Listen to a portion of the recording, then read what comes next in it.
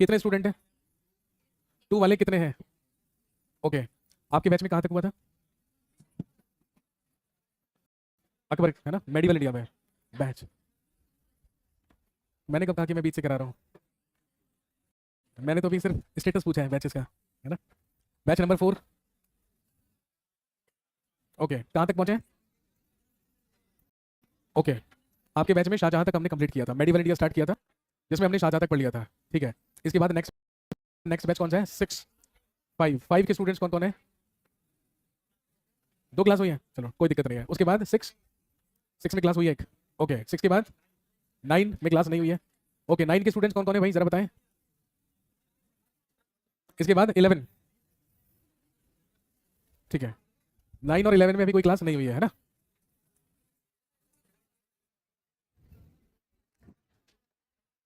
करें start.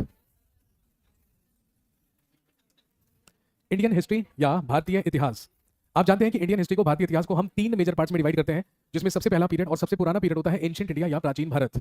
Second one is known as medieval India या मध्यकालीन भारत, और तीसरा मेजर पार्ट हमारे पास पढ़ने के लिए होता है मॉडर्न इंडिया या आधुनिक भारत। हिस्ट्री को इन 3 मेजर पार्ट्स में डिवाइड किया गया है, और जिन भी कॉम्पिटिटिव एग्जाम्स की आप तैयारी करते हैं, ऑब्वियसली एसएससी और एसएससी जैसे जो अन्य एग्जाम्स में है उनकी आप तैयारी करते हैं, उसमें केवल और केवल सिलेबस में क्या पूछा जाता है? इंडियन हिस्ट्री या केवल और केवल भारत का इतिहास। अब क्योंकि इंडियन हिस्ट्री को हमने 3 मेजर पार्ट्स में डिवाइड किया है, एंशिएंट, मेडिवल और मॉडर्न, तो अलग अलग पीरियड्स के हिसाब से इनको क्या कर दिया गया? डिवाइड कर दिया गया, विभाजित कर दिया गया। हिस्ट्री का सबसे पुराना और सबसे पहला पीरियड ही क्या कहलाता है? एंशिएंट इंडिया या प्राचीन भारत। यहीं से आज की क्लास को हम क्या करेंगे? स्टार्ट करेंगे। ये हिस्ट्री का सबसे पुराना और सबसे पहला पीरियड है, और यहीं से इतिहास की क्या होती है? शुरुआत होती है। हेडिंग डाल लीजिए भाई, एंशिएंट इंडिया या प्राचीन भारत। बातचीत करने की कोई आवश्यकता नहीं है।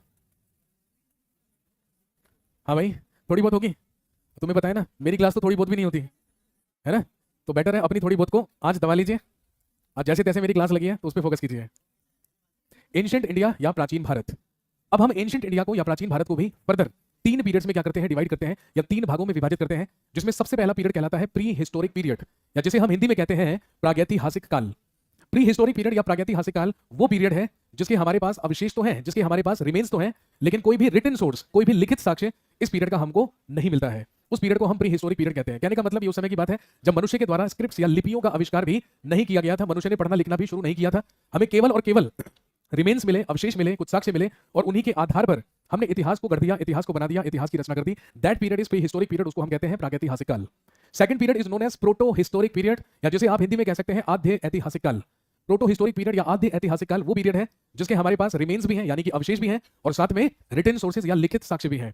लेकिन जितने भी रिटन सोर्सेज हमें मिले हैं, जितने भी लिखित साक्ष्य हमें मिले हैं, उन्हें आज तक भी पढ़ने में सफलता हासिल नहीं की जा सकी है। कहने का मतलब है मनुष्य ने लिपियों का आविष्कार कर लिया था, उसने अपनी स्क्रिप्ट्स, अपनी लिपियां लिखनी शुरू कर दी थी, लेकिन अपनी लिपियों में उसने क्या लिखा या क्या कन्वे करने की कोशिश की वो हम आज तक नहीं पढ़ पाए, आज तक नहीं समझ पाए। जिसका सबसे बड़ा रीजन क्या था कि उस समय मनुष्य भाव चित्रात्मक लिपि का इस्तेमाल करता था, यानी कि पिक्टोग्राफ्स का इस्तेमाल करता था, और चित्र बना बनाकर ही लिपियां लिखी जाती थी। अब अगर कुछ अल्फाबेट्स इस्तेमाल होते या कुछ अक्षर इस्तेमाल होते तो शायद हम उसे डिकोड कर भी लेते, शायद उसे हम समझ भी लेते, लेकिन क्योंकि वो चित्र बना बनाकर अपनी लिपि को लिखा करता था, इसलिए हम आज तक उसको समझ नहीं पाए, वो लिपि आज तक भी पढ़ी नहीं जा सकी है। और आप जानते होंगे कि मनुष्य के द्वारा लिपियों का आविष्कार सबसे पहले कब किया गया? जो इंडस वैली सिविलाइजेशन हम पढ़ते हैं, या जो सिंधु घाटी की सभ्यता हम पढ़ते हैं, उसी के लोगों के द्वारा सबसे पहले स्क्रिप्ट्स या लिपियों का आविष्कार किया गया था। इसीलिए हम उसको किस पीरियड में रखते हैं? प्रोटो हिस्टोरिक पीरियड या आद्य ऐतिहासिक काल में रखते हैं। और तीसरा मेजर पार्ट जो एंशिएंट इंडिया का है, दैट इज हिस्टोरिक पीरियड, वो ऐतिहासिक काल कहलाता है। और हिस्टोरिक पीरियड वो पीरियड है जिसके हमारे पास रिमेन्स भी हैं, अवशेष भी हैं, साथ में रिटन सोर्सेज या लिखित साक्ष्य भी हैं, और जितने भी लिखित साक्ष्य हमें मिले हैं, जितने भी रिटन एविडेंसेस हमें मिले हैं, उन सबको पढ़ने में भी सफलता हासिल की जा चुकी है। और अगर हम हिस्टोरिक पीरियड की बात करें तो हिस्टोरिक पीरियड की शुरुआत कब से होती है? 600 बीसी से, यानी कि 600 ईसा पूर्व से, यानी कि आज से लगभग कितने साल पहले? 2600 साल पहले। आज कौन सा साल चल रहा है? 2025। लेकिन as per NCERT books, as per history, this is year 2000, ये वर्ष 2000 है। तो जब भी आज की बात होगी तो आज को हम क्या मानेंगे? 2000, यानी कि आज से 25 साल पहले जो वर्ष 2000 था उसी को हम प्रेजेंट मानेंगे, उसी को हम आज मानेंगे। और अगर किसी भी डेट को हमें आज से कंपेयर करना है तो हम उसको आज से कंपेयर कर लेंगे, क्योंकि अगर मैंने कहा बिफोर क्राइस्ट 600 या ईसा के जन्म से 600 साल पहले, तो ईसा का जन्म आज से 2000 साल पहले हुआ था, और ईसा के जन्म से भी हम 600 साल पुरानी बात कर रहे हैं, तो वो आज से कितने साल पुरानी बात हो गई? 2600 साल पुरानी बात हो गई, 2600 ईयर्स पुरानी बात हो गई। तो 600 ईसा पूर्व में, आज से 2600 साल पहले कि हमें जितने भी रिमेन्स मिले हैं और जितने भी अवशेष मिले हैं और साथ में जितने भी रिटन सोर्सेज हमें मिले हैं, वो सारे के सारे रिटन सोर्सेज पढ़े जा सके हैं, इसीलिए हम उसको क्या कहते हैं? हिस्टोरिक पीरियड कहते हैं, उसी को हम ऐतिहासिक काल कहते हैं। तो कहने का मतलब है एंशिएंट इंडिया या एंशिएंट हिस्ट्री में जो सबसे पुराना पार्ट रहा, that is known as pre historic period. तो हेडिंग डालिए, आज हम बात करेंगे सबसे पहले प्री हिस्टोरिक पीरियड या प्रागैतिहासिक काल के बारे में।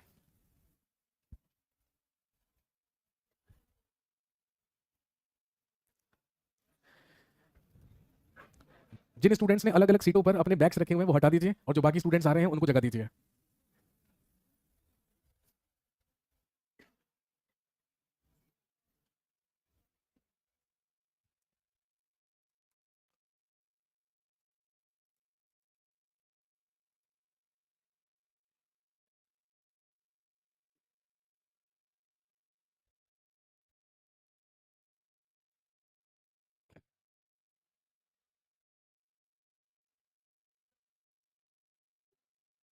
अब मैंने आपको बताया कि एंशिएंट इंडिया या प्राचीन भारत को हम तीन मेजर पार्ट्स में डिवाइड करते हैं, जिसमें सबसे पुराना और सबसे लंबा पीरियड रहा प्री हिस्टोरिक पीरियड या प्रागैतिहासिक काल।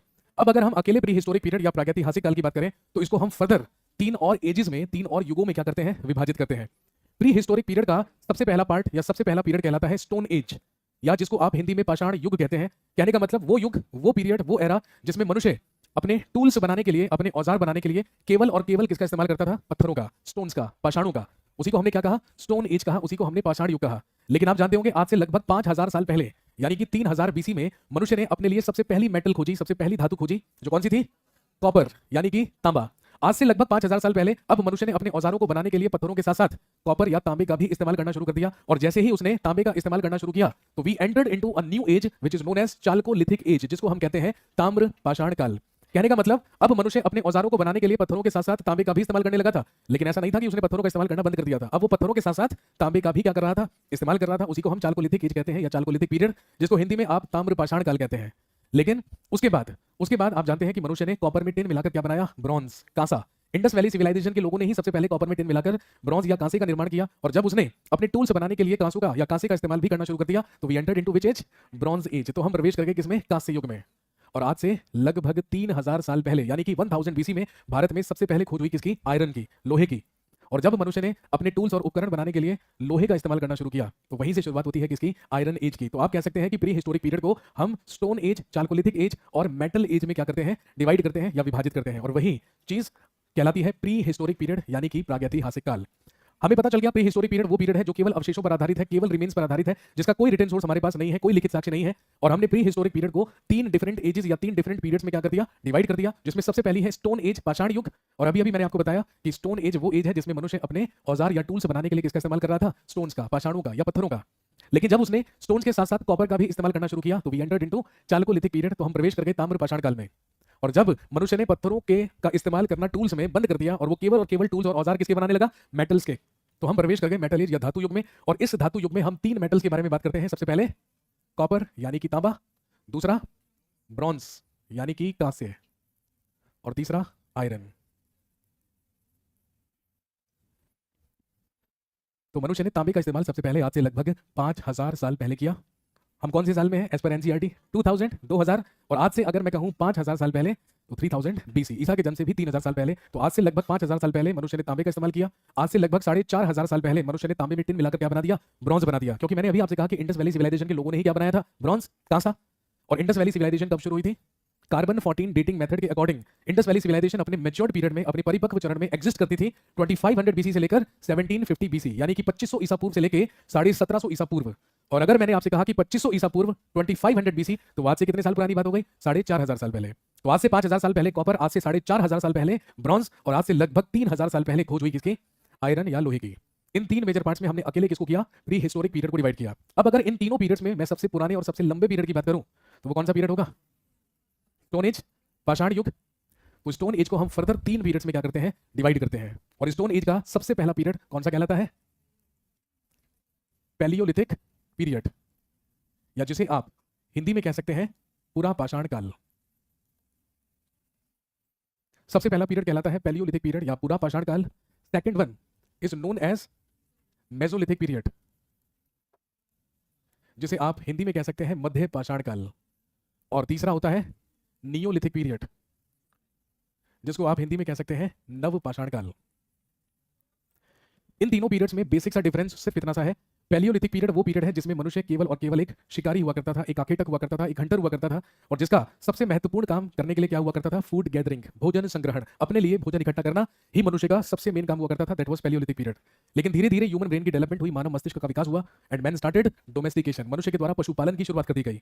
और जिस पीरियड में ही स्टार्टेड डोमेस्टिकेशन या उसने पशुपालन की शुरुआत की, that period is known as mesolithic period. धीरे धीरे ह्यूमन ब्रेन की डेवलपमेंट और हुई, मानव मस्तिष्क का और विकास हुआ एंड ही स्टार्टेड एग्रीकल्चर, और मनुष्य के द्वारा कृषि की शुरुआत कर दी गई। जिस पीरियड में उसने कृषि की शुरुआत की that period is known as neolithic period, उसी को हम कहते हैं नवपाषाण काल। यहां तक की बात क्लियर है।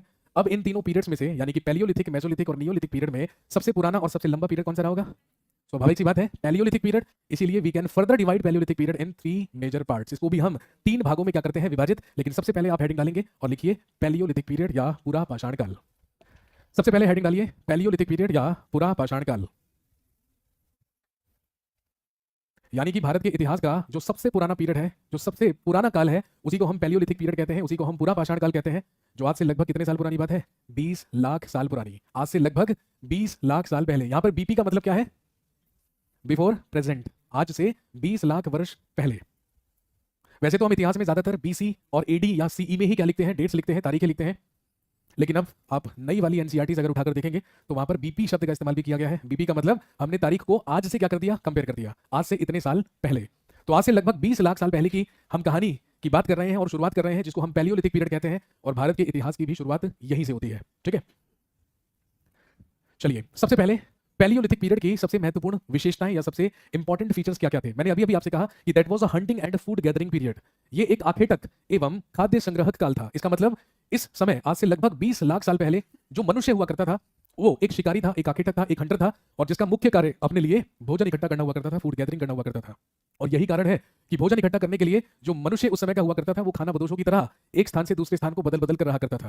कहने का मतलब एक स्थान पर वो रुकता था, ज्यादातर केव शेल्टर्स में, ज्यादातर गुफाओं में रहा करता था, नदियों के किनारे रहा करता था, क्योंकि पानी की आपूर्ति कहां से हो जाएगी, नदी से हो जाएगी। और जंगली और खूंखार जानवरों से बचना भी है, केवल शिकारी नहीं करना है, शिकार होने से भी बचना है। इसी के लिए वो केव शेल्टर्स में, कुछ गुफा शैलाश्रों में रहा करता था, गुफाओं में रहा करता था, एक स्थान पर रहकर जानवरों का शिकार करता। और जब सारे के सारे जानवर उस क्षेत्र से खत्म हो जाते, जब सारे के सारे रिसोर्सेज वहां से क्या हो जाते, खत्म हो जाते, तो फिर जगह बदलकर वो किसी और स्थान पर जाकर रहना शुरू कर देता। कहने का मतलब अभी तक मनुष्य के स्थायी जीवन या उसके परमानेंट रेजिडेंट की हमें कोई एविडेंस या कोई साक्ष्य नहीं मिलते हैं, क्योंकि वो स्थान बदल बदल कर रहा करता था। ये बात पैलियोलिथिक पीरियड की है, और यही वो पीरियड है जिसमें मनुष्य के द्वारा आग का आविष्कार भी किया गया। पैलियोलिथिक पीरियड में ही आग का आविष्कार भी माना जाता है। ऐसा माना जाता है कि पैलियोलिथिक पीरियड में ही मनुष्य के द्वारा आग का आविष्कार कर लिया गया था, लेकिन उसे अभी तक आग का इस्तेमाल करना नहीं आया था। वो अभी तक नहीं जानता था कि हम आग को किस किस तरीके से क्या कर सकते हैं, इस्तेमाल कर सकते हैं। एसएससी सीजीएल 2022 का क्वेश्चन है। सवाल सिर्फ इतना सा पूछा गया था कि बताइए ऑस्ट्रिचेस या शुतुरमुर्ग होने के हमें एविडेंसेस किस काल से मिलते हैं या किस पीरियड से मिलते हैं। तो ऑस्ट्रिचेस, ध्यान रखेंगे, पैलियोलिथिक पीरियड से ही एग्जिस्ट करती हैं। उनके एविडेंसेस हमें पैलियोलिथिक पीरियड से ही प्राप्त हुए हैं। ऑस्ट्रिच तो सब समझते हैं, शुतुरमुर्ग।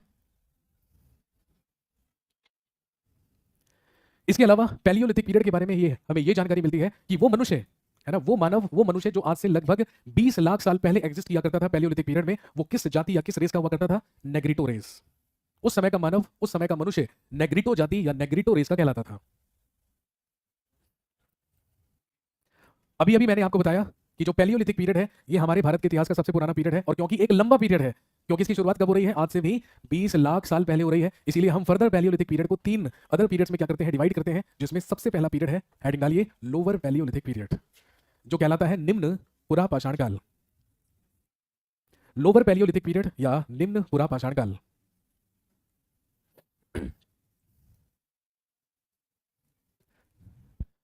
लोअर पैलियोलिथिक पीरियड आज से लगभग 20 लाख साल पहले।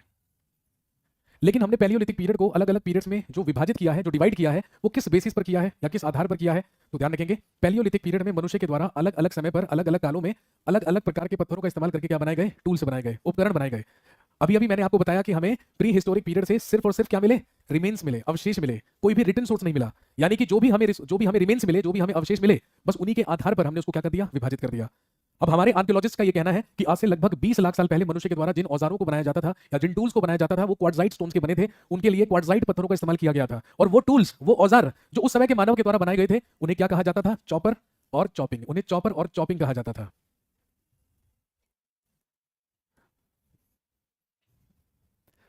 और ध्यान रखेंगे, इन्हीं टूल्स या इन्हीं उपकरणों के हमें एविडेंसेस सबसे पहले उत्तर भारत में यानी कि पंजाब में सोहन रिवर वैली या सोहन नदी घाटी से प्राप्त हुए। और क्योंकि हमें पंजाब की सोहन रिवर वैली से चॉपर और चॉपिंग नाम के क्या मिले? टूल्स मिले, इसीलिए हमारे आर्कियोलॉजिस्ट ने उसको क्या कहा? चॉपर चॉपिंग पेबल कल्चर, उसको चॉपर चॉपिंग पेबल संस्कृति कहा गया। क्योंकि लोअर पैलियोलिथिक पीरियड के जो हमें अवशेष मिले हैं वो मुख्य रूप से 3 नदी घाटियों के किनारे मिले हैं। सबसे पहले पंजाब में सोहन रिवर वैली, उत्तर प्रदेश में बेलन रिवर वैली, और मध्य प्रदेश में नर्मदा रिवर वैली।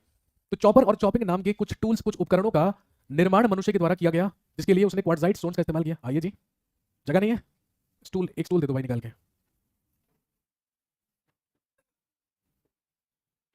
तो चॉपर चॉपिंग पेबल कल्चर या पेबल संस्कृति के जो हमें रिमेन्स अवशेष मिले वो पंजाब में सोहन नदी घाटी से प्राप्त हुए। इसके अलावा साउथ इंडिया में, इसके अलावा दक्षिण भारत में एक और प्रकार का टूल हमें मिला जो मनुष्य ने कभी लोअर पैलियोलिथिक पीरियड में बनाया था, जिसको क्या कहा गया?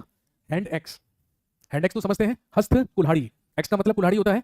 एक हैंड एक्स हमें प्राप्त हुई जो हमें कहां से मिली? मद्रास के पास। इसी को हमने हैंड एक्स संस्कृति या इसी को हमने हैंड एक्स कल्चर कहा। तो कहने का मतलब लोअर पैलियोलिथिक पीरियड में मनुष्य के द्वारा दो प्रकार के टूल्स या औजार बनाए गए थे, एक प्रकार के जिन्हें चॉपर चॉपिंग कहा जाता था और एक प्रकार के जिन्हें हैंड एक्स कहा जाता था। लेकिन ध्यान रखेंगे, लोअर पैलियोलिथिक पीरियड की सबसे पहली हैंड एक्स या सबसे पहली हस्त कुल्हाड़ी किसे प्राप्त हुई थी? रॉबर्ट ब्रूस वुड का नाम सुना है किसी ने? नहीं सुना? कोई बात नहीं, अभी सुन लीजिए। सबसे पहली हैंड एक्स, सबसे पहली हस्त कुल्हाड़ी 1863 में, 1863 ईस्वी में रॉबर्ट ब्रूस फूट नाम के एक व्यक्ति को मिली थी। Robert Bruce foot was an archaeologist, ये एक पुरातत्वविद था और इसी ने सबसे पहली हस्त कुल्हाड़ी, सबसे पहली हैंड एक्स जो इसे 1863 में प्राप्त हुई थी, वो प्राप्त की थी। और कहां से? ध्यान रखेंगे, मद्रास के ही पास पल्लवरम नामक स्थान से। अभी अभी मैंने आपको बताया पिछली स्लाइड में कि जो हैंड एक्स कल्चर है उसके एविडेंसेस हमें मद्रास के पास से मिले हैं, और वो मद्रास के पास कौन सी जगह है? पल्लवरम नामक स्थान, जहां से सबसे पहली हैंड एक्स, सबसे पहली हस्त कुल्हाड़ी प्राप्त हुई। और क्योंकि ये नेक काम किसने किया? रॉबर्ट ब्रूस फूट ने किया, इसीलिए Robert Bruce Foote is known as, लिखेंगे, father of prehistoric archaeology of India.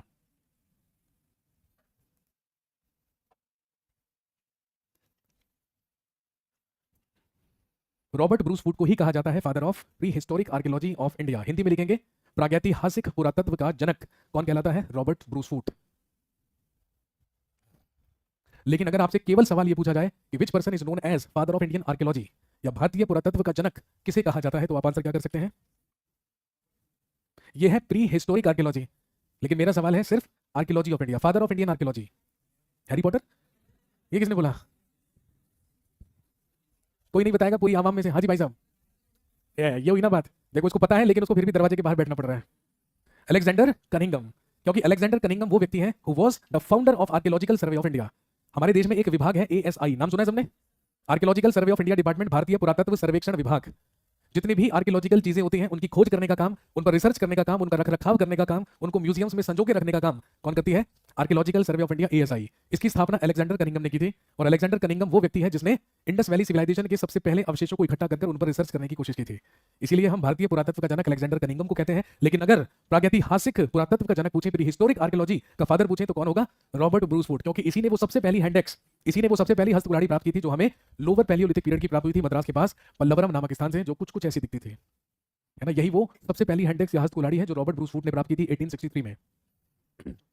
इसके अलावा लोअर पैलियोलिथिक पीरियड के हमें रिमेन्स अवशेष एक और स्थान से मिले हैं विच इज नोन एज बेलन रिवर वैली। अगला लिखेंगे बेलन नदी घाटी। अगला है बेलन रिवर वैली या बेलन नदी घाटी, जो उत्तर प्रदेश में प्रयागराज और मिर्जापुर के पास में है। यहां से भी हमें लोअर पैलियोलिथिक या निम्न पुरापाषाण काल के अवशेष मिले हैं। और बेलन रिवर वैली एक इंपॉर्टेंट साइट है, एक इंपॉर्टेंट प्लेस है, क्योंकि यहां से केवल लोअर पैलियोलिथिक पीरियड के ही नहीं बल्कि लोअर पैलियोलिथिक पीरियड से लेकर नियोलिथिक पीरियड तक के भी हमें क्या मिलते हैं? रिमेन्स मिलते हैं, अवशेष मिलते हैं। तो कहने का मतलब लोअर पैलियोलिथिक पीरियड की महत्वपूर्ण साइट्स कौन कौन सी हुई? उत्तर में, नॉर्थ में पंजाब में सोहन रिवर वैली, दक्षिण में मद्रास के पास पल्लवरम नामक स्थान, और उत्तर प्रदेश में बेलन रिवर वैली या बेलन नदी घाटी जो कि प्रयागराज और मिर्जापुर के समीप है या पास में है। और इसके अलावा अगली साइट ध्यान रखेंगे, लिखिए नर्मदा रिवर वैली, नर्मदा नदी घाटी जो कि मध्य प्रदेश में है। नर्मदा रिवर वैली या नर्मदा नदी घाटी। और ध्यान रखेंगे नर्मदा रिवर वैली के ही पास एक गांव जिसको कहते हैं हथनोरा विलेज या हथनोरा गांव, यही वो स्थान है जहां से हमें सबसे पहला स्कल कैप या सबसे पहला मानव कपाल प्राप्त हुआ था। सबसे पहला स्कल कैप या सबसे पहला मानव कपाल, जिसको क्या कहा गया? होमो इरेक्टस कहा गया, ये हमें प्राप्त हुआ था। ये एसएससी सीजीएल में पूछा गया क्वेश्चन है।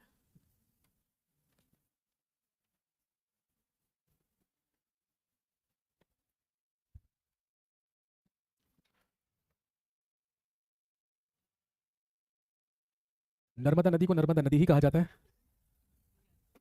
मैंने कहा नर्मदा नदी घाटी है ना, के पास एक गांव है जो कहलाता है हथनोरा। वहां से होमो इरेक्टस जिसको कहा गया है, ऐसा एक मानव कपाल हमें मिला था, हमारे आर्कियोलॉजिस्ट को मिला था। और साथ में लोअर पैलियोलिथिक पीरियड की ही एक और इंपॉर्टेंट साइट है विच इज नोन एज हुसंगी विलेज, जो कि हुसंगी ग्राम कहलाता है। बताइए, यहां से दिख नहीं रहा? जगह है यहाँ पे कहीं पे? बताइए। आज बेशक लड़कों को खड़ा होना पड़ता है लेकिन आज लड़कियां बैठेंगी भाई। महिला दिवस है भाई, आज इंटरनेशनल वुमेन्स डे। चलो कौन कुर्बानी देगा? थोड़ा तुम्हारे नीचे ना एक स्टूल एक्स्ट्रा है, यहाँ पे जगह है, आइए।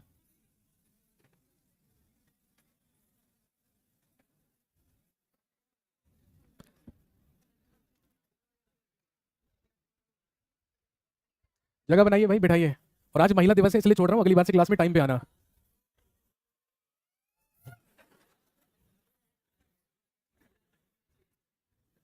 ये वही आदमी है ना, जिसकी वजह से महिलाओं को जागरूक बनाने के लिए महिला दिवस मनाया जाता है ना। ऐसी लोगों से बचने के लिए, तो अवेयर करने के लिए आप लोगों को वुमेन्स डे मनाया जाता है, ये उन्हीं में से एक है। चलिए नेक्स्ट, क्लियर हो गई यहां तक बात। तो लोअर पैलियोलिथिक पीरियड में आपको 4 महत्वपूर्ण साइट्स याद रखनी है, जिसमें से 3 है उत्तर भारत में और एक है दक्षिण भारत में। उत्तर भारत में पंजाब का सोहन रिवर वैली, उत्तर प्रदेश का बेलन रिवर वैली और मध्य प्रदेश में नर्मदा रिवर वैली, और दक्षिण भारत में मद्रास और मद्रास के निकट पल्लवरम नामक स्थान, जिनका संबंध लोअर पैलियोलिथिक पीरियड या निम्न पुरा पाषाण काल से है। नेक्स्ट अगला पीरियड इज नोन एज, लिखेंगे middle Palaeolithic period, Narmada river valley. अगला लिखेंगे मिडिल पैलियोलिथिक पीरियड या मध्य पुरा पाषाण काल। अभी हमने लोअर पैलियोलिथिक पीरियड की बात की थी, जो आज से लगभग 20 लाख साल पुरानी बात है। अब हम बात कर रहे हैं मिडिल पैलियोलिथिक पीरियड की, जो आज से लगभग 80,000 साल पुरानी बात है। कहने का मतलब लोअर पैलियोलिथिक पीरियड एक बहुत ही लंबा पीरियड था, लंबा भाग था, जो आज से लगभग 20 लाख साल पहले शुरू हुआ था और वो समाप्त हुआ आज से लगभग 80,000 साल पहले। लेकिन वो कैसे समाप्त हुआ, हमारे आर्कियोलॉजिस्ट ने किस आधार पर आज से 80,000 साल पहले के पीरियड को क्या मान लिया, मिडिल पैलियोलिथिक पीरियड मान लिया? क्योंकि अभी तक मनुष्य के द्वारा जिन औजारों को बनाया जा रहा था उसके लिए वो क्वार्टजाइट स्टोन्स का इस्तेमाल कर रहा था, लेकिन अब आज से लगभग 80,000 साल पहले के जो हमें उपकरण मिले हैं, उन उपकरणों को, उन टूल्स को, उन औजारों को बनाने के लिए मनुष्य ने कुछ अन्य प्रकार के स्टोन्स का इस्तेमाल किया, जिन्हें क्या कहा गया, जेस्पर, फ्लिंट और चर्ट स्टोन्स। यानी कि मिडिल पैलियोलिथिक पीरियड में मनुष्य के द्वारा जेस्पर, फ्लिंट और चर्ट स्टोन्स का इस्तेमाल किया गया। और इन पत्थरों का इस्तेमाल करके मनुष्य के द्वारा जो टूल्स बनाए गए, जो औजार बनाए गए, उन्हें क्या कहा जाता है, फलक। उन्हें फलक कहा जाता है। पत्थरों को तोड़कर बनाए जाने वाले औजार या बनाए जाने वाले टूल्स को ही क्या कहा गया, फलक कहा गया। और जिस पीरियड में मनुष्य के द्वारा फलक नाम के टूल्स बनाए गए, उसी पीरियड को आर्कियोलॉजिस्ट के द्वारा क्या संज्ञा दी गई, फलक कल्चर। उसको फलक संस्कृति कहा गया। उसको हम फलक कल्चर या फलक संस्कृति कहते हैं। जिसकी इंपॉर्टेंट साइट्स, जिसके महत्वपूर्ण स्थल, जो कि ज्यादातर उत्तर भारत में ही है, वाराणसी के पास चकिया नामक स्थान। इसके अलावा उत्तर प्रदेश में प्रयागराज, मिर्जापुर के समीप बेलन घाटी या बेलन नदी घाटी, जिसके बारे में अभी हमने बात की थी। इसके अलावा झारखंड का पलामू नामक स्थान, महाराष्ट्र का नेवासा, और सबसे ज्यादा इंपॉर्टेंट है मध्य प्रदेश का भीमबेटका नामक स्थान। ये वही जगह है जो कि मध्य प्रदेश के रायसेन जिले में है, रायसेन डिस्ट्रिक्ट में है। और यही वो भीमबेटका नामक स्थान है जहां से हमें कुछ केव शेल्टर्स और केव पेंटिंग्स भी प्राप्त होती हैं, जो कि बहुत इंपॉर्टेंट क्वेश्चन बनता है एग्जाम में। कहने का मतलब आज से लगभग 80,000 साल पहले भी मनुष्य का मुख्य कार्य अपने लिए भोजन इकट्ठा करना हुआ करता था, शिकार करना हुआ करता था। बस फर्क इतना है कि अभी तक वो क्वार्टजाइट स्टोन्स का इस्तेमाल कर रहा था अपने औजारों को बनाने के लिए, लेकिन अब उसने जेस्पर, फ्लिंट और चर्ट स्टोन्स का इस्तेमाल करना शुरू कर दिया।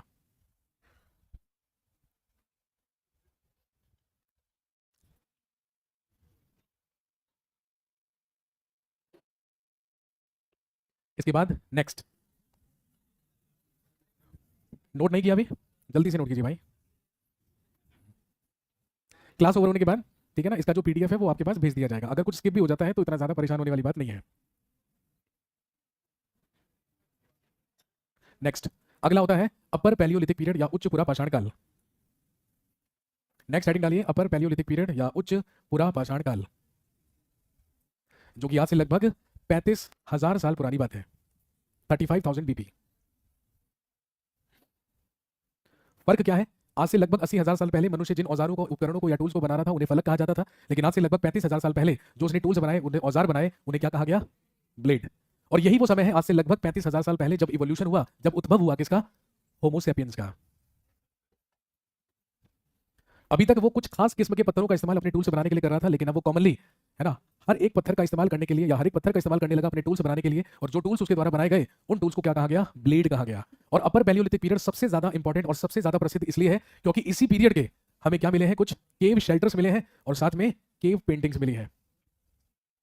और क्योंकि केव शेल्टर्स मिले हैं, गुफा शैलाश्रय मिले हैं, इस बात से हमें ये जानकारी मिल जाती है कि आज से लगभग 35,000 साल पहले मनुष्य गुफाओं में आश्रय लिया करता था, गुफाओं में रहा करता था। और क्योंकि गुफाओं में रहा करता था, तो स्वाभाविक सी बात है उसने गुफाओं के अंदर ही कुछ चित्रकारी भी की थी, कुछ पेंटिंग्स भी की थी, जिनको हमने केव पेंटिंग्स कहा है। और ये हमें मिली है कहां से, मध्य प्रदेश के रायसेन जिले से। और मध्य प्रदेश के रायसेन जिले में ही एक बहुत इंपॉर्टेंट साइट है which is known as Bhimbetka. Madhya Pradesh के रायसेन के भीमबेटका नामक स्थान से ही हमें कुछ केव शेल्टर्स और केव पेंटिंग्स के रिमेन्स या अवशेष भी मिले हैं। तो आप कह सकते हैं कि ये जो केव पेंटिंग्स या ये जो केव शेल्टर्स हमें मिले हैं, ये पैलियोलिथिक पीरियड के हैं, यानी कि आज से कम लगभग 35,000 साल पुराने हैं। इसलिए आप जानते होंगे कि ये जो भीमबेटका की गुफाएं हैं, इनको वर्ल्ड हेरिटेज साइट्स में भी क्या किया गया है, शामिल किया गया है। तो ये तो बात रही प्री हिस्टोरिक पीरियड का सबसे पहला period which is known as palaeolithic period. Palaeolithic period के बाद अब दूसरा period is known as, heading डालिए, मेसोलिथिक पीरियड या मध्य पुरा पाषाण काल, मध्य पाषाण काल या मेसोलिथिक पीरियड। लगभग 12,000, ये बीसी नहीं ये बीपी है, आज से लगभग 12,000 साल पहले से लेकर आज से लगभग 10,000 साल पहले तक का पीरियड ही कहलाता है मेसोलिथिक पीरियड, मध्य पाषाण काल। मेसोलिथिक पीरियड या मध्य पाषाण काल। अब वो फीचर, वो विशेषता जो मेसोलिथिक पीरियड को पैलियोलिथिक पीरियड से डिफरेंट बनाती है या अलग करती है, वो क्या है?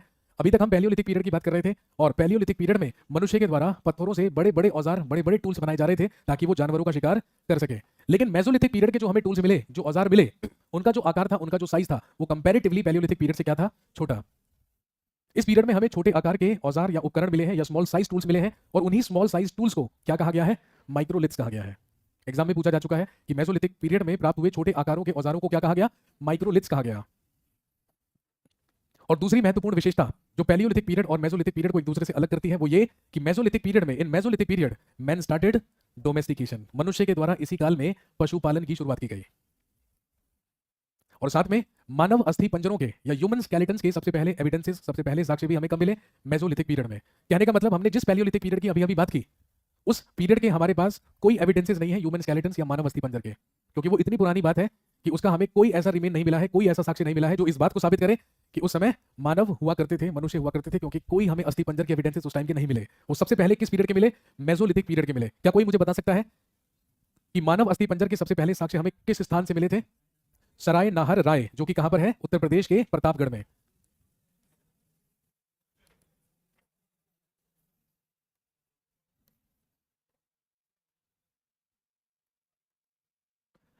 उत्तर प्रदेश के प्रतापगढ़ के सराय नाहर राय नामक स्थान से हमें मानव अस्थि पंजर के सबसे पहले एविडेंसेस या सबसे पहले साक्ष्य मिले हैं।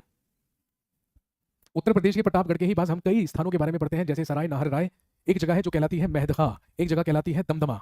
ये सारी की सारी वो जगह है जहां से हमें ह्यूमन स्केलेटन्स या मानव अस्थि पंजरों के एविडेंसेस मिले। लेकिन सबसे महत्वपूर्ण विशेषता मेसोलिथिक पीरियड की थी मनुष्य के द्वारा डोमेस्टिकेशन, मनुष्य के द्वारा पशुपालन की शुरुआत। और ध्यान रखेंगे, मनुष्य के द्वारा पशुपालन किए जाने के जो हमें एविडेंसेस मिलते हैं वो दो जगहों से मिलते हैं, एक राजस्थान का बागौर नामक स्थान और एक मध्य प्रदेश का आदमगढ़। राजस्थान का बागौर और मध्य प्रदेश का आदमगढ़, ये वो जगह ऐसी है, ये वो दो साइट्स ऐसी हैं जहां से या जहां पर मनुष्य के द्वारा पशुपालन किए जाने के एविडेंसेस हमें प्राप्त होते हैं। लेकिन अगर आपसे पूछें कि मेसोलिथिक पीरियड की सबसे बड़ी साइट कौन सी थी, सबसे बड़ा स्थल कौन सा था, तो आप राजस्थान का बागौर आंसर करेंगे, जो कि राजस्थान के भीलवाड़ा में है।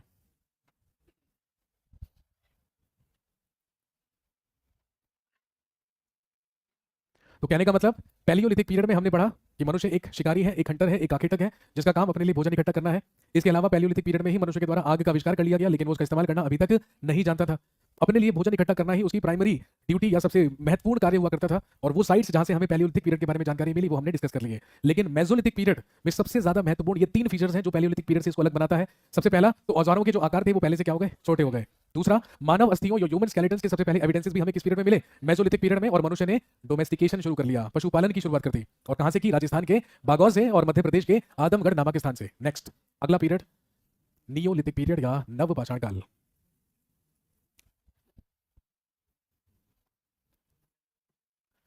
नेक्स्ट इज नियोलिथिक पीरियड या नव पाषाण काल। एसएससी सीजीएल 2023 का क्वेश्चन था कि what is the other name for Neolithic period, या नियोलिथिक पीरियड का ही अन्य नाम क्या है? इसी को न्यू स्टोन एज भी कहा जाता है। आज से लगभग 10,000 साल पहले के जो बाद का पीरियड है that is known as neolithic period, उसी को हम नव पाषाण काल कहते हैं। इस पीरियड में मनुष्य के द्वारा जो औजार बनाए जाते थे, जो टूल्स बनाए जाते थे, उन्हें क्या कहा जाता था? सेल्ट। उन्हें सेल्ट कहा जाता था। और नियोलिथिक पीरियड की सबसे महत्वपूर्ण विशेषता यह है कि यही वो पीरियड है इन विच मैन स्टार्टेड एग्रीकल्चर। जिस काल में मनुष्य के द्वारा कृषि की शुरुआत की गई उसी को हम नव पाषाण काल कहते हैं।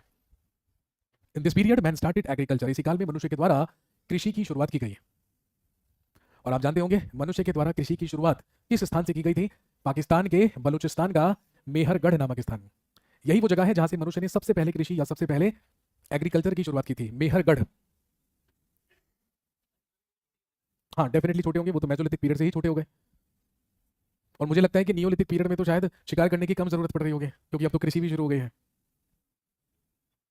इसके बाद एग्रीकल्चर या मनुष्य के द्वारा कृषि की शुरुआत मेहरगढ़ नामक स्थान से की गई। और आप जानते होंगे कि मनुष्य के द्वारा सबसे पहले किसकी खेती की गई? बार्ले यानी कि जौ, वीट यानी कि गेहूं, और कॉटन यानी कि कपास। मनुष्य के द्वारा सबसे पहले कृषि की शुरुआत बलूचिस्तान के मेहरगढ़ से की गई, क्योंकि वहीं से हमें मनुष्य के द्वारा कृषि किए जाने के सबसे पहले एविडेंसेस मिलते हैं। और ऐसा माना जाता है कि मनुष्य ने सबसे पहले जौ, गेहूं और कपास की ही खेती की थी। अभी तक हाँ भाई, बीज, मैंने बीज की बात नहीं की, मैंने तो सिर्फ अवशेषों और रिमेन्स की बात करी है मेरे भाई। बीज की बात किसने करी?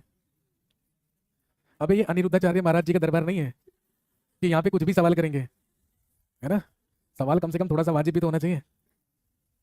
ऐसा ही होता है ना अनिरुद्धाचार्य जी महाराज की, जब हम रील्स देखते हैं तो पूछने वाले भी कुछ भी पूछते हैं और जवाब देने वाला भी कुछ भी जवाब दे देता है। हाँ 70 में क्या छोड़ी तो 17 हो जाए। हिंदुस्तान का भविष्य खतरे में है। हाँ जी, जौ, गेहूं और कपास की कृषि सबसे पहले की गई। हाँ, अभी तक मैंने आपको बताया कि मनुष्य खाना बदोशों की तरह केव शेल्टर्स में रहा करता था, गुफा शैलाश्रमों में रहा करता था और जगहें बदल बदल कर रहा करता था, क्योंकि जब एक जगह से रिसोर्सेज खत्म हो जाएंगे तो उसे जगह बदलनी पड़ेगी और वो दूसरी जगह पर जाकर उन रिसोर्सेज का इस्तेमाल करेगा। लेकिन सबसे पहली बार मानव इतिहास में सबसे पहली बार मनुष्य के द्वारा स्थायी जीवन या परमानेंट रेजिडेंस के जो हमें एविडेंसेस मिले वो भी कहां से मिले? मेहरगढ़ से। क्योंकि स्वाभाविक सी बात है, अगर मनुष्य ने कृषि की शुरुआत कहां से की? मेहरगढ़ से, तो भाई स्वाभाविक सी बात है कि बीजारोपण से लेकर फसल के पूरी तरीके से तैयार होने तक तो एटलीस्ट मनुष्य को क्या करना पड़ेगा? एक ही स्थान पर रुकना पड़ेगा। इसीलिए भारतीय उपमहाद्वीप या इंडियन सबकॉन्टिनेंट की जो सबसे पहली मानव बस्ती हमें मिली वो कहां पर है? मेहरगढ़ नामक स्थान पर। क्योंकि जब से मनुष्य ने कृषि करनी शुरू की है तब से ही उसने स्थायी रूप से एक स्थान पर रहना भी शुरू करा है, बसना भी शुरू करा है।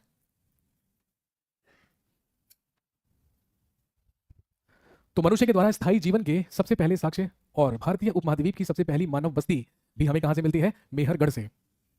और जिन मकानों के रिमेन्स, जिन मकानों के अवशेष हमें मेहरगढ़ से मिले हैं या जिन बस्तियों को हमने प्राप्त किया है मेहरगढ़ से, तो ध्यान रखेंगे वहां पर सारे के सारे स्क्वायर और रेक्टेंगुलर रिमेन्सेस मिले हैं हमें हाउसेस के या मकानों के वर्गाकार और आयताकार अवशेष। एसएससी में पूछा जा चुका है ये सवाल। सवाल बिल्कुल यही पूछा गया था कि मेहरगढ़ में जो मानव बस्ती मिली है और उसमें जो हमें मकान के एविडेंसेस मिले हैं वो किस आकार के हुआ करते थे? तो ध्यान रखेंगे वर्गाकार और आयताकार, यानी कि स्क्वायर एंड रेक्टेंगुलर। आज की क्लास के बाद जो हम पढ़ रहे हैं इसका पीडीएफ आपके पास जाएगा ही, ठीक है। साथ में मैं आपको एक क्वेश्चंस का भी पीडीएफ दूंगा जिसमें 2020 से लेकर लेटेस्ट लास्ट 2024 तक एसएससी में जितने भी क्वेश्चंस पूछे गए हैं रिलेटेड टू दिस टॉपिक वो सारे के सारे उसमें होंगे। तो आप एक बारी एटलीस्ट जब यहाँ से वापस जाएं, क्योंकि मुझे नहीं पता मेरी अगली क्लास कब होगी, तो आपके पास टाइम ही टाइम है रिवाइज करने का। तो जब आप यहाँ से वापस जाएं तो एक बार रिवाइज कीजिए और उस शीट में जितने भी क्वेश्चन होंगे वो सारे के सारे करके देख लीजिएगा एक बार, ठीक है। तो उससे एटलीस्ट आपको पता रहेगा कि हमने जो भी कंटेंट पढ़ा है उसमें सबसे ज्यादा इंपॉर्टेंट चीजें कौन कौन सी थी, क्योंकि जो चीज क्वेश्चन में मिल रही है दैट मीन्स वो क्या है? इंपॉर्टेंट है। तो आप जरूर उसको कर लीजिएगा, क्योंकि आपको भी पता है और मुझे तो खैर बचपन से ही पता है कि आप जितना मर्जी जीएस पढ़ लीजिए, ठीक है, मैक्सिमम 2-3 दिन तक तो ठीक ठाक लगेगा, उसके बाद आप सब भूल जाएंगे, कुछ याद नहीं रहेगा। तो थोड़ा ज्यादा समय तक दिमाग में चीजें बनी रहें उसके लिए आप क्वेश्चन कर लेंगे साथ में तो ज्यादा बेहतर रहेगा, ठीक है। कोशिश कीजिएगा कि समय निकाल लें थोड़ा सा, वैसे तो समय आपके पास बहुत कम होता है ना, लेकिन अगर मौका मिले कोशिश करेंगे, अगर थोड़ा सा समय निकले तो निकाल लीजिएगा। कम होता है ना समय? नहीं होता? मेरे से ज्यादा होता है? नहीं, ऐसा कुछ नहीं है, मेरे पास तो समय ही समय है, मेरे पास तो टाइम ही टाइम है ना। लेकिन देखो सैटरडे को भी मैं आपको क्लास आपको पढ़ाने के लिए आया हुआ हूँ, सैटरडे में क्लास नहीं लेता हूँ, है नहीं, ठीक है। मैं सिर्फ ये देखना चाह रहा था कि दोपहर वाले बच्चे और शाम वाले बच्चे एक साथ एक हॉल में अकोमोडेट हो सकते हैं या नहीं हो सकते हैं, और वो मैंने देख लिया, आराम से हो सकते हैं, ठीक है। तो मेरी क्लासेस चला करेंगी जॉइंट सेशन में, संयुक्त अधिवेशन, है ना। पॉलिटी तो पढ़ ली होगी आपने, तो बस मेरी क्लासेस जॉइंट सेशन में चलेंगी, संयुक्त अधिवेशन में, जब सभी सदनों को एक साथ बुला लिया जाएगा, ठीक है। चलिए नेक्स्ट आगे बढ़ते हैं। तो मेहरगढ़ वो स्थान है, मेहरगढ़ वो जगह है जहां से हमें मानव बस्ती के और मनुष्य के स्थायी रूप से बसने के सबसे पहले एविडेंसेस मिलते हैं। लेकिन साथ में ये बात भी ध्यान रखेंगे, मेहरगढ़ से हमें केवल नियोलिथिक पीरियड के ही नहीं बल्कि इंडस वैली सिविलाइजेशन के भी क्या मिले हैं? एविडेंसेस मिले हैं, साक्ष्य मिले हैं। तो जिस तरीके से बेलन रिवर वैली इंपॉर्टेंट है क्योंकि वहां से हम पैलियोलिथिक पीरियड से लेकर नियोलिथिक पीरियड तक की बातें कर रहे हैं, बिल्कुल ऐसे ही मेहरगढ़ से हमें नियोलिथिक पीरियड से इंडस वैली सिविलाइजेशन तक के भी क्या मिलते हैं? रिमेन्स मिलते हैं। नेक्स्ट अब हम बात करते हैं नियोलिथिक पीरियड की कुछ फेमस साइट्स के बारे में, कुछ महत्वपूर्ण स्थलों के बारे में।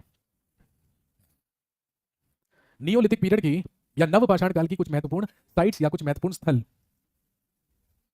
सबसे पहला लिखिए कैटल हुयुक। एक्सेप्शनल है, सिर्फ इसलिए लिखना है क्योंकि एग्जाम में पूछा गया है, अदरवाइज इसका भारतीय इतिहास से कोई संबंध नहीं है, क्योंकि आप सामने देख सकते हैं ये स्थल भारत में नहीं बल्कि टर्की के कोनिया नामक स्थान पर है। लेकिन जब आप छठी क्लास की एनसीईआरटी उठाकर देखेंगे तो छठी क्लास की एनसीईआरटी में ये मेंशन्ड है। जब आप एसएससी के क्वेश्चंस देखते होंगे तो कुछ क्वेश्चंस ऐसे होते हैं, ठीक है, जो हमें भले ही आते ना हो लेकिन एटलीस्ट हमें नोन लगते हैं कि हाँ ठीक है this is related to Indian history, ये भारतीय इतिहास से संबंधित क्वेश्चन है। मैंने नहीं पढ़ा हुआ तो शायद इसलिए मुझे नहीं आता, लेकिन इसका संबंध तो भारत के इतिहास से है। लेकिन कुछ क्वेश्चंस रियरली एक्सेप्शनली एसएससी में कुछ कभी कभी ऐसे क्वेश्चंस भी दिए जाते हैं जिनका संबंध भारत के इतिहास से बिल्कुल भी नहीं होता, लेकिन वो फिर भी एग्जाम में क्या कर दिए जाते हैं, दे दिए जाते हैं। तो जब भी आप कोई ऐसा सवाल देखें जिसका सिर पैर बिल्कुल भी समझ में ना आए और जो आप जीवन में पहली बार देख रहे हो या पहली बार सुन रहे हो, सबसे पहले एनसीईआरटी चेक कीजिए, क्योंकि हाईली है ना उसकी संभावना है कि वो कहाँ से आ गया होगा, एनसीईआरटी की किताबों से आ गया होगा। क्योंकि एनसीईआरटी की किताबों में ना जितना थ्योरी लिखी होती है उससे ज्यादा उसके एग्जाम्पल से लिखे होते हैं। तो कई बार क्या होता है कि कुछ एग्जाम्पल दिया जिसमें कैटल हुयू का एग्जाम्पल दे दिया जो कि तुर्की में है, कोनिया में है, वही उठाकर एसएससी वालों ने क्या कर दिया, आपके सेट में क्वेश्चन दे दिया। इसका संबंध बिल्कुल भी भारत के इतिहास से नहीं है, लेकिन क्योंकि पूछा गया सवाल है इसलिए आप याद रखेंगे। नियोलिथिक पीरियड से ही संबंधित है एक साइट जो कि तुर्की में है या टर्की के कोनिया नामक स्थान पर है, that is known as Catal Huyuk. But important are Burzahom and Gufkral. Jammu Kashmir का बुर्ज होम और जम्मू कश्मीर में ही है गुफकराल नामक स्थान। नियोलिथिक पीरियड का एक फेमस और एक प्रसिद्ध स्थल है जम्मू कश्मीर का बुर्ज होम। इसे आप इसलिए याद रखेंगे, ये इंपॉर्टेंट इसलिए है क्योंकि जम्मू कश्मीर के बुर्ज होम से ही हमें कुछ ऐसी पिट ड्वेलिंग्स, कुछ ऐसे गर्तावास मिले हैं, कुछ ऐसी कब्रें मिली हैं जिन कब्रों से मानव अस्थियों के साथ साथ कुत्ते की अस्थियां भी प्राप्त हुई हैं। कहने का मतलब एक सिंगल ग्रेव में, एक सिंगल कब्र के अंदर एक मानव कंकाल या एक मानव अस्थि तो है ही, लेकिन साथ में कुत्ते की अस्थियां भी वहां से मिल रही हैं। इसीलिए हमारे आर्कियोलॉजिस्ट ने यह अनुमान लगाया और यह माना कि जम्मू कश्मीर का बुर्ज होम नामक स्थान वो जगह थी जहां पर किसी व्यक्ति के मरने के बाद या मालिक के मरने के बाद उसके कुत्ते को भी साथ में क्या कर दिया जाता था, दफना दिया जाता था। तो ऐसे कुछ रिमेन्स हमें कहां से मिलते हैं, बुर्ज होम से। कब्रों में मालिक के साथ कुत्तों को दफनाने की प्रथा नियोलिथिक पीरियड में कहां पर थी, जम्मू कश्मीर के बुर्ज होम में थी। लेकिन अगर आपसे पूछ लें कि बताइए ये सेम प्रथा इंडस वैली सिविलाइजेशन में कहां पर थी, तो आंसर क्या हो जाएगा। अगर जम्मू कश्मीर में मालिक के मरने के बाद उसके कुत्ते को साथ में दफनाया जा रहा है तो सवाल यह है तो फिर इंडस वैली सिविलाइजेशन में सेम चीज कहां पर फॉलो हो रही थी। बलूचिस्तान और कश्मीर, जम्मू कश्मीर काफी दूर दूर है ना। डेफिनेट सी बात है, अगर ये प्रथा कहां पर चल रही है, जम्मू कश्मीर में चल रही है, तो ये सेम प्रथा जम्मू कश्मीर के ही आसपास किसी क्षेत्र में मिलेगी। अगर हम एक्सपेक्ट करें कि ये प्रथा शायद महाराष्ट्र के दैमाबाद में चल रही होगी, श्रीनगर, इंडस वैली सिविलाइजेशन की साइड श्रीनगर नहीं है। जम्मू कश्मीर में एक जिला है अखनूर जिला, ठीक है, अखनूर में एक जगह है मांडा जो जम्मू कश्मीर का सबसे नॉर्दर्न स्थल माना जाता है, सबसे ऊपरी साइट मानी जाती है। लेकिन ध्यान रखेंगे ये सेम प्रैक्टिस कब्रों में मालिक के साथ कुत्तों को दफनाने की प्रथा ये हमें मिलती है पंजाब के रोपड़ से। इंडस वैली सिविलाइजेशन में पूछे तो आंसर होगा रोपड़, नियोलिथिक पीरियड में पूछे तो आंसर होगा बुर्ज होम। अब अगर एक ही कब्र से ह्यूमन स्केलेटन के साथ मानव अस्थियों के साथ कुत्ते की अस्थियां मिली हैं, या हमें यह पता चला है कि बुर्ज होम में मालिक के मरने के बाद उसके कुत्ते को भी साथ में दफना दिया जाता था, तो इसी से हमें एक और चीज पता चली कि मनुष्य के द्वारा सबसे पहले अपना पेट, अपना पालतू किसको बनाया गया, एक डॉग, एक कुत्ते को। ऐसा भी हो सकता है कि मालिक और उसके कुत्ते की मृत्यु एक साथ हो गई हो और जब उसको लोग दफनाने के लिए गए हो तो एक गड्ढा खोद के उसी में मालिक को डाल दिया और उसी में कुत्ते को डाल दिया। यह भी हो सकता है कि मालिक मरा हो और कुत्ते को जिंदा दफना दिया गया हो। यह भी हो सकता है अगर यह प्रथा थी कि भाई अगर मालिक मरेगा तो उसके साथ उसका पालतू कुत्ता भी जाएगा साथ में, तो ऐसा भी हो सकता है। भाई हमारे देश में कुछ भी हो सकता है। आप कुत्ते की चिंता कर रहे हो, हमारे देश में तो पति के मरने के बाद उसकी पत्नी जल जाती थी जिंदा, उसके बारे में नहीं सोच रहे हो, है ना। आप ये सोच रहे हो कि यार ऐसा कैसे हो सकता है कि मालिक मर गया और उसके कुत्ते को जिंदा ही दफना दिया गया। तो हमारे देश में तो बहुत कॉमनली आज से लगभग 200 साल पहले तक भारत से सती प्रथा का अंत हुआ 1829 में, 1829 में। तो सोचिए उससे पहले आज से लगभग 200 साल पहले तक हमारे देश में पति की मृत्यु हो जाने के बाद उसकी पत्नी को उसकी चिता में जीवित जलाया जाता था, जिंदा, जिसको हम सती सिस्टम कहते थे, जिसको हम सती प्रथा कहते थे। मुझे लगता है शायद इसीलिए जब भारत से सती प्रथा का अंत किया गया होगा आज से लगभग 200 साल के बाद, तो उसके बाद शमशान घाट में स्त्रियों का जाना पूरी तरीके से क्या कर दिया गया, बैन कर दिया गया, प्रतिबंधित। कहीं ऐसा ना हो कि फिर से ये प्रथा जैसे तैसे तो समाप्त हुई थी, पता चले ये फिर से शुरू हो गई, है ना। क्या है जी, क्या हुआ अब तो क्या डिवोर्स प्रथा चल रही है, सही है। जौहर अलग है। जौहर बेसिकली क्या था, देखो सती सिस्टम वैसे सबसे पुराना सती सिस्टम था। सती प्रथा की शुरुआत गुप्त काल से हो चुकी थी, आज से लगभग 1600 साल पहले। आज से लगभग 1600 साल पहले जब हमारे देश में गुप्त साम्राज्य चल रहा था, गुप्ता एम्पायर चल रहा था, तो आप जानते होंगे गुप्ता एम्पायर का, है ना, एक शासक हुआ, एक रूलर हुआ जिसका नाम था रामगुप्त। समुद्रगुप्त का ये बड़ा बेटा था। अब जब रामगुप्त शासक बना गुप्त काल में, तो रामगुप्त का ही एक सेनापति हुआ करता था जिसका नाम था गोपराज। अब एक बार युद्ध में लड़ते हुए गोपराज मारा गया और जब गोपराज का अंतिम संस्कार किया जा रहा था तो उसी की पत्नी ने दुखी होकर, फ्रस्ट्रेटेड होकर, डिप्रेस होकर अपने पति की जलती हुई चिता में छलांग लगाकर आत्मदाह कर लिया। वही गोपराज की पत्नी भारत के इतिहास की सबसे पहली सती मानी जाती है, जिसका उल्लेख हमें एरन इंस्क्रिप्शन या एरन अभिलेख से मिलता है, जिसको भानुगुप्त ने लिखवाया था गुप्त काल में। यानी कि सती प्रथा हमारे देश में आज से लगभग 1500 साल पहले से, 1600 साल पहले से चल रही थी। लेकिन जब 8th सेंचुरी में, जब 8वीं शताब्दी में हमारे देश में मुस्लिम इन्वेडर्स आए और मुस्लिम आक्रमणकारियों ने यहाँ पर आक्रमण करने शुरू किए, तो यहाँ पर जौहर प्रथा भी क्या होने लगी, कॉमन होने लगी, प्रचलित होने लगी। जौहर का मतलब था जब एक मुस्लिम शासक आकर हिंदू राजा को पराजित करके उसकी हत्या करता था, तो उस हिंदू राजा के महल में उसकी जितनी भी रानियां, पटरानियां, दासियां, कनीजें जितनी भी हुआ करती थी, वो सारी की सारी ग्रुप में सामूहिक रूप से क्या करती थी, आत्मदाह करती थी। उसको जौहर कहते थे। तो जौहर बेसिकली ग्रुप में किया जाता था और जो सती प्रथा थी वो इंडिविजुअल कहानी थी, है ना। उसमें केवल और केवल जो राजा हुआ करता था उसकी पत्नी, उसकी एक पत्नी, ऐसा नहीं है कि पत्नियां तो बहुत सारी होती थी भाई, है ना, लेकिन उसकी एक पत्नी क्या किया करती थी, उसकी चिता में सती किया करती थी खुद को, उसको हम सती सिस्टम कहते थे, सती प्रथा। तो अगर हमारे देश में सती प्रथा जैसी चीज आज से लगभग 200 साल पहले तक एग्जिस्ट कर सकती है तो ये तो बहुत छोटी बात है ना, ये तो बहुत छोटी बात है कि मालिक मर गया तो मालिक के साथ कुत्ता भी गया बेचारा, है ना। मालिक मालिक के मरने का सबसे ज्यादा दुख कुत्ते को होता होगा, है ना, इसीलिए वो बेचारा बेमौत मारा जाता होगा। एक बेचारा कुत्ता कुत्ते की मौत मारा गया, है ना, जिसका समय भी नहीं आया लेकिन उसके मालिक का समय आ गया तो उसको भी साथ में दफन होना पड़ेगा। तो ये चीज हमें बुर्ज होम से भी मिलती है और इंडस वैली सिविलाइजेशन में पंजाब के रोपड़ नामक स्थान से, जो कि सतलज नदी के किनारे है। नेक्स्ट, एक जम्मू कश्मीर का याद रखेंगे, गुफकराल नामक स्थान, और एक इंपॉर्टेंट है, आपसे पूछेंगे मनुष्य के द्वारा सबसे पहले धान की कृषि, सबसे पहले चावल की खेती या हार्वेस्टिंग ऑफ राइस के रिमेन्स एविडेंसेस हमें सबसे पहले कहां से मिलते हैं? उत्तर प्रदेश प्रयागराज के कोल्डी हवा नामक स्थान से। प्रयागराज के ही समीप कोल्डी हवा नामक स्थान वो जगह है जहां से मनुष्य के द्वारा धान की कृषि या चावल की कृषि शुरू की गई थी। और एक और लिखेंगे, एक और साइट, एक और स्थल जो कि बिहार में स्थित है, which is known as Chirand. Bihar का चिरांद नामक स्थान, ये सारी की सारी वो साइट्स हैं जिन्हें नियोलिथिक पीरियड साइट्स या नव पाषाण काल के स्थल माना जाता है। अब हमें अच्छी तरीके से क्लियर हो गया कि प्री हिस्टोरिक पीरियड में जब हम स्टोन एज की बात करते हैं तो स्टोन एज में हमारे पास 3 पीरियड है, Palaeolithic, Mesolithic and Neolithic period. Palaeolithic period में मनुष्य केवल एक शिकारी है, एक हंटर है, एक फूड गैदरर है। मेसोलिथिक पीरियड में वो डोमेस्टिकेशन करने लगा और नियोलिथिक पीरियड में वो एग्रीकल्चर उसने शुरू कर दिया, उसने कृषि की शुरुआत कर दी। Is that clear to everyone? Next, इसके बाद टाइप्स ऑफ मेगालिथ्स, क्योंकि अभी अभी हमने एक ऐसी कब्र के बारे में बात की जिस कब्र में मालिक के साथ साथ कुत्ते को भी दफनाया गया था। मेगालिथ्स का मतलब है ग्रेव या मेमोरियल्स, यानी कि महापाषाण संरचनाएं, कब्र या स्मारक। आपने देखा होगा क्रिश्चियनिटी में, ईसाई धर्म में, जब किसी व्यक्ति की मृत्यु हो जाती है और उसको जाकर कब्रिस्तान में दफना दिया जाता है तो जहां पर उसकी कब्र होती है उसके ऊपर एक पत्थर, एक स्टोन लगाया जाता है और उसमें उसके बारे में कुछ क्या लिखी होती है? इंफॉर्मेशन लिखी होती है ना। जैसे फलाना फलाना आदमी की डेथ हुई तो उसका जन्म कब हुआ था वो ईयर वहां पर लिख देंगे, उसकी मृत्यु कब हुई वो ईयर वहां पर लिख देंगे, उसके नीचे उसका नाम लिख देंगे, है ना, उसको किस फैमिली से बिलोंग करता है शायद वो वहां पर मेंशन कर देंगे। बिल्कुल इसी तरीके से अगर हम नियोलिथिक पीरियड की बात करें तो उस समय जो कब्रें बनाई जाती थी या जो ग्रेव्स बनाई जाती थी उन्हीं के ऊपर कुछ क्या बनाए जाते थे? मेगालिथ्स बनाए जाते थे या महापाषाण संरचनाएं बनाई जाती थी। इसके 2 महत्वपूर्ण कारण थे। सबसे पहली चीज तो ये पता चल जाएगी किसी व्यक्ति की कब्र कहां पर है भाई, अदरवाइज अगर उसके ऊपर हम कोई भी निशान नहीं छोड़ेंगे या कोई भी ऐसा मेमोरियल नहीं बनाएंगे तो हमें नहीं पता चल पाएगा। तो यहां पर बात की गई है उन्हीं के बारे में कि वो कितने प्रकार के और कितने तरीके के हुआ करते थे। सबसे पहला टाइप केन सर्कल्स या संगोरा वृत्त, इंपॉर्टेंट है, एसएससी 2023 में ही पूछा गया है। एसएससी में सिर्फ एक टाइप का पूछा गया है, केन सर्कल्स, लेकिन हमने यहां पर 2 और इंक्लूड कर दिए हैं कि इनकेस फ्यूचर में अगर पूछा जाए तो आपको पता होना चाहिए। सबसे पहला केन सर्कल्स या संगोरा वृत्त, कब्र के चारों ओर पत्थर के टुकड़ों को गोलाकार आकृति में रख दिया जाता था, यानी कि किसी स्थान पर अगर किसी व्यक्ति को दफन किया गया तो उसकी कब्र के ऊपर पत्थर के पीसेस या पत्थर के टुकड़ों को एक सर्कल बनाकर क्या किया जाता था? अरेंज किया जाता था। उसी अरेंजमेंट को या उसी मेगालिथ टाइप को क्या कहा जाता था? केन सर्कल्स या संगोरा वृत्त। दूसरे प्रकार के डोलमेन, जो कि एक सिंगल चैम्बर मेगालिथिक मकबरा हुआ करता था, यानी कि पत्थर का एक टूम्ब या एक मकबरा हुआ करता था। जब हम मेडिवल पीरियड पढ़ते हैं, जब हम मध्यकालीन इतिहास पढ़ते हैं तो हम वहां पर जिन सुल्तानों के बारे में, जिन बादशाहों के बारे में बात करते हैं तो जब उनकी मृत्यु हो जाया करती थी तो डेफिनेटली दफन तो उसे भी क्या किया जाएगा? कब्र में ही किया जाएगा। लेकिन क्योंकि वो इंपॉर्टेंट लोग हुआ करते थे, सुल्तान हुआ करते थे, शासक हुआ करते थे, रूलर्स हुआ करते थे, तो उन्हीं की कब्रों के ऊपर क्या बनाए जाते थे? मकबरे बनाए जाते थे। कब्रों के ऊपर बनाई गई, है ना, जो इमारतें हुआ करती थी, जो बिल्डिंग्स हुआ करती थी, उन्हीं को क्या कहा जाता था? मकबरा, उन्हीं को टूम्ब कहा जाता था। जैसे हुमायूं टूम्ब आपने देखा होगा दिल्ली में, दिल्ली में हुमायूं का मकबरा है। अब वो सिर्फ क्या है? एक कब्र, वो सिर्फ एक कब्र है और उस कब्र के ऊपर इतनी बड़ी इमारत जो कि वर्ल्ड हेरिटेज साइट है, that is Humayun tomb. Taj Mahal भी क्या है? कब्र। भाई विश्व की सबसे प्रसिद्ध इमारतों में से एक है ताजमहल, लेकिन अल्टीमेटली मकबरा है। अल्टीमेटली उसके अंदर क्या है? 2 कब्रें हैं। सबसे पहले मुमताज महल को वहां पर क्या कर दिया गया? दफना दिया गया।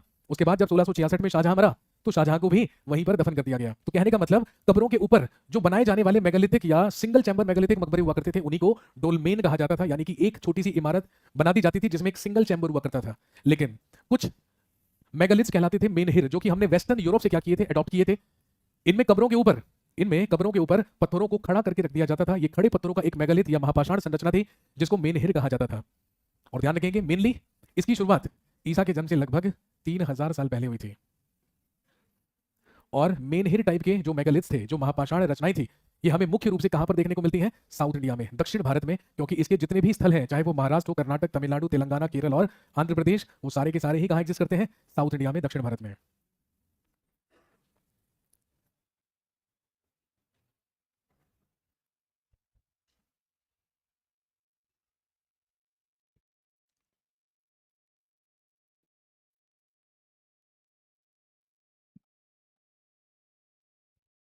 नेक्स्ट, नोट कर लिया? अगला लिखिए चाल्कोलिथिक एज। चाल्कोलिथिक एज या ताम्र पाषाण युग। कहने का मतलब वो पीरियड, वो युग जिसमें मनुष्य के द्वारा पत्थरों के साथ साथ तांबे का इस्तेमाल करने की भी क्या की गई, शुरुआत की गई। जैसे ही चालकोलिथिक युग या चालकोलिथिक एज शुरू हुई तो मनुष्य के द्वारा अभी तक जो पत्थरों के औजार बनाए जा रहे थे, अब उन औजारों को बनाने के लिए पत्थरों के साथ साथ तांबे का भी इस्तेमाल किया जाने लगा। कॉमन क्वेश्चन है और इंपॉर्टेंट क्वेश्चन है, बार बार एग्जाम्स में पूछते हैं, आपसे पूछेंगे मनुष्य के द्वारा खोजी गई सबसे पहली मेटल, सबसे पहली धातु कॉपर, तांबा। या तो वो पत्थरों का ही इस्तेमाल कर रहा था या पत्थरों के साथ साथ अब उसने तांबे का भी इस्तेमाल करना शुरू किया। मनुष्य के द्वारा तांबे का सबसे पहला प्रयोग आज से लगभग 5000 साल पहले हुआ, ये मैं आपको पहले बता चुका हूं। और ध्यान रखेंगे मनुष्य के द्वारा तांबे का इस्तेमाल किए जाने के सबसे पहले एविडेंसेस और सबसे पहले साक्ष्य हमें मद्रास के ही पास अतिरपक्कम नामक स्थान से मिलते हैं, जहां से हमें क्या मिली है, एक ऐसी हैंडेक्स, एक ऐसी हस्तकुल्हाड़ी जो किसकी बनी थी, तांबे की बनी थी। मद्रास के ही पास अतिरपक्कम नामक स्थान से हमें तांबे की कुल्हाड़ी प्राप्त हुई है, जो कि चालकोलिथिक पीरियड की मानी जाती है। तांबे का इस्तेमाल सबसे ज्यादा इंडस वैली सिविलाइजेशन या सिंधु घाटी की सभ्यता के लोगों के द्वारा किया गया। क्यों किया गया? क्योंकि वो कॉपर में ही टिन मिलाकर क्या बनाया करते थे, ब्रॉन्ज, वो कांसा बनाया करते थे, वो ब्रॉन्ज बनाया करते थे। इसीलिए आप चालकोलिथिक पीरियड को क्या कह सकते हैं, प्री हड़प्पन कल्चर, इसी को पूर्व हड़प्पा संस्कृति कहा जाता है। क्योंकि इसके कुछ ही समय के बाद इंडस वैली सिविलाइजेशन के लोगों ने कॉपर में टिन मिलाकर कांसा बना दिया और हम प्रवेश कर गए प्रोटो हिस्टोरिक पीरियड, आद्य ऐतिहासिक काल में। क्योंकि इंडस वैली सिविलाइजेशन के लोगों ने ही सबसे पहले लिपियों का आविष्कार भी किया था, लिपियां लिखनी शुरू की थी। इसीलिए आप चालकोलिथिक एज को प्री हड़प्पा कल्चर या पूर्व हड़प्पा संस्कृति कह सकते हैं। नेक्स्ट, इसके बाद आती है मेटल एज। इसके बाद है मेटल एज या धातु युग, जिसमें सबसे पहले कॉपर एज वही 5000 बीसी, ब्रॉन्ज एज 4500 बीसी, और उसके बाद आयरन एज, लोह युग, जो लगभग 1000 बीसी की बात है। माफ कीजिए, this is BP, this is BP and this is BC, और इसको आप लिख सकते हैं 3000 बीपी।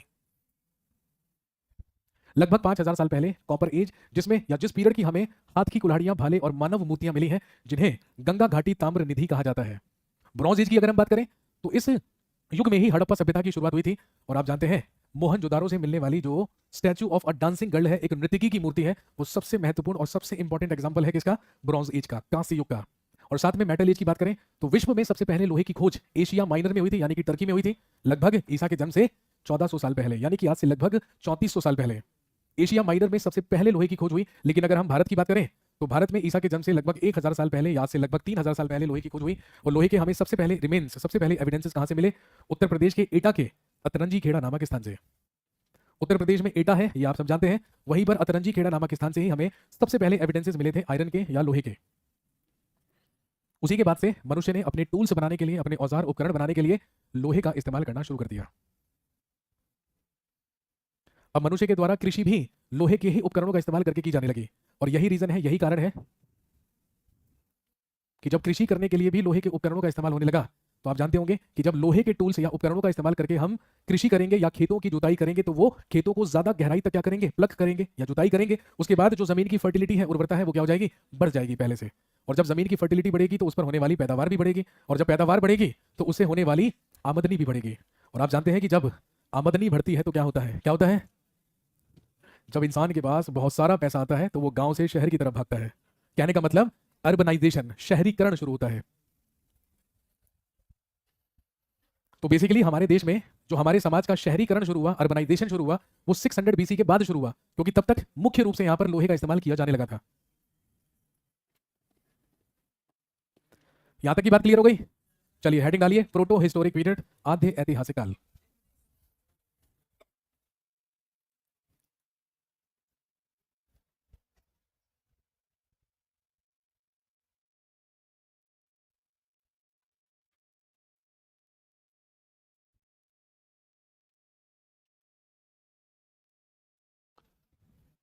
ये थी कहानी प्री हिस्टोरिक पीरियड या प्रागैतिहासिक काल की। अब हम शुरू करते हैं पढ़ना।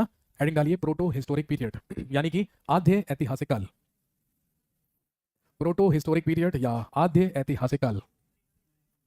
हाँ मेरे भाई, एटा में क्या पाया?